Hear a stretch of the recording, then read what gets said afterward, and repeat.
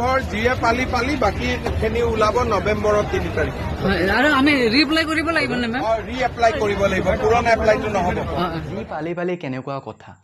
SMS নোহোৱাসকলে 75,000 যুৱ যুৱতীক আকৌ ৰিএপ্লাই কৰিব লাগিব আকৌ প্ৰজেক্ট ৰিপৰ্ট বনাব লাগিব আকৌ ইণ্টাৰভিউ ভাইভা টেষ্ট দিব লাগিব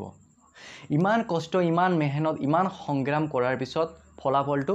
এয়া আহিব আমাৰ পইচা বেছি হৈছে নেকি বা আমাৰ দেউতা মা চাকৰি কৰে মানে স্যালাৰি টকা আছে হেতু আমি জেনে জেনেকে এপ্লাই কৰিম প্ৰজেক্ট ৰিপৰ্ট বনাম ইণ্টাৰভিউ ধৰ যিয়ে পালি পালি বাকীখিনি ওলাব নৱেম্বৰৰ 3 তাৰিখ আৰু আমি ৰিএপ্লাই কৰিব লাগিব নে মেম ৰিএপ্লাই কৰিব লাগিব পুৰণা এপ্লাইটো নহ'ব যিহেতু কি কৈছে মই ভিডিঅ' ক্লিপটো লগাই দিছোঁ বা আপোনালোকে বুজি পাইছে সো পইচা আমাৰ বেছি হৈছে নেকি যিহেতু দুবাৰ ইণ্টাৰভিউ দুবাৰ এপ্লাই কৰিছোঁ প্ৰজেক্ট ৰিপৰ্টখন আপলোড কৰিছোঁ ক'ৰ পৰা ক'ত আহি আমি ইণ্টাৰভিউ মাৰিছোঁ ডকুমেণ্টখিনি ভেৰিফিকেশ্যন কৰিছে এইবিলাক কি আছিল আকৌ যিহেতু আমাক এপ্লাই কৰিব লাগিব 75,000 যুৱ যুৱতীক চ' এবাৰ আমি এপ্লাই কৰিছোঁ এই ৰেকৰ্ডখন ক'ত গ'ল কিয় এপ্লাই কৰিব লাগিব আমাৰ পইচা বেছি হৈছে এবাৰ এপ্লাই কৰিব হ'লে কিমান টকা যায় প্ৰজেক্ট ৰিপৰ্টখন বনালে কিমান টকা গৈছে কম্পিউটাৰ চাৰ্জ কিমান টকা লৈছে কিমান দূৰৰ পৰা আমি গৈছোঁ ইণ্টাৰভিউ দিবলৈ কিমান টকা খৰচ কৰি কিমান কষ্ট কিমান মেহনত এইবিলাক অলপমান বুজিব লাগে যিহেতু ফাইনেলি আমাৰ CM ছাৰ স্পষ্টভাৱে ঘোষণা কৰিছে যে 75,000 যুৱ যুৱতীক আকৌ ৰিএপ্লাই কৰিব লাগিব 3 নৱেম্বৰ তাৰিখত যিহেতু আমাৰ 3 নৱেম্বৰ তাৰিখত যিটো আমাৰ মেধাবৃত্তি 25,000 লাভ কৰিল মানে 2 লাখ টকা সেই সকলক যিহেতু আমাৰ পইচাখিনি দিয়া হ'ব বা আমাৰ গুৱাহাটী খানাপাৰাত যিহেতু এখন হাইলাইট মিটিং হ'ব মানে কেন্দ্ৰীয় সভাৰ আয়োজন কৰা হৈছে আৰু সেই দিনা আকৌ আমাৰ ৰিএপ্লাই মুকলি কৰি দিয়া হ'ব আকৌ আমাক সেম কষ্ট কৰিব লাগিব আমাক মেহনত কৰিব লাগিব আমাক ডাবল ইণ্টাৰভিউ দিব লাগিব আমাক এপ্লাই কৰিব লাগিব আমাক প্ৰজেক্ট ৰিপৰ্টখন আপলোড কৰিব লাগিব যিহেতু এতিয়া চাওক বন্ধু বান্ধৱীসকল এণ্ড দাদা বাইদেউসকল চ' প্ৰথম আমাৰ 1 লাখ দিয়া কথা আছিল তাৰ তলত আহি গ'ল 30,000 তাতকৈ আকৌ কমি আহি গ'ল 25,000 এতিয়া 25,000 দিয়া হৈছে ইয়াৰ ভিতৰতো চ' আপোনালোকে ভালকৈ জানে কি হৈছে কি হোৱা নাই ইয়াৰ ভিতৰতো প্ৰায় আমাৰ 30% হে মানে টুকত পাইছে মানে যেনেকুৱা আমাৰ এই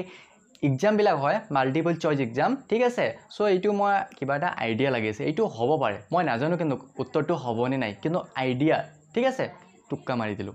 4টা আমাৰ অপশ্যন থাকে তাৰ ভিতৰত টুক্কা মাৰি দিলোঁ সেই টুক্কা মাৰি প্ৰায় 30%ক সিলেক্টেড কৰিছে এণ্ড 70% এই ময়ে চ' আপোনালোকে 70%ৰ এনচাৰটো কমেণ্ট বক্স চাব কমেণ্ট বক্স খোলা আছে কোনে কি কৈছে ইয়াত যাব ভালকে বুজি পাব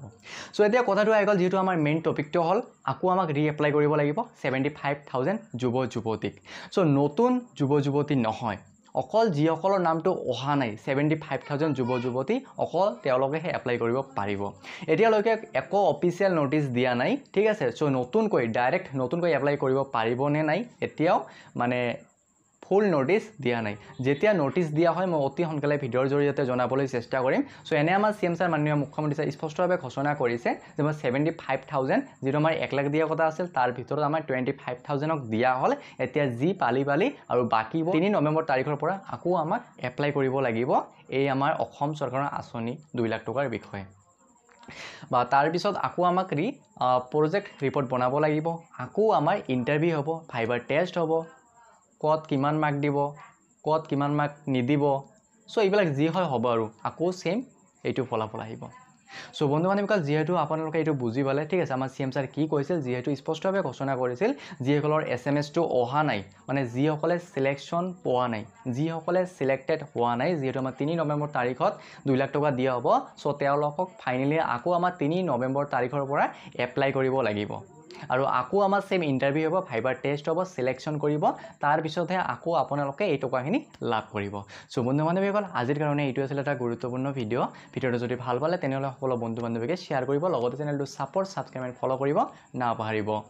জয় অসম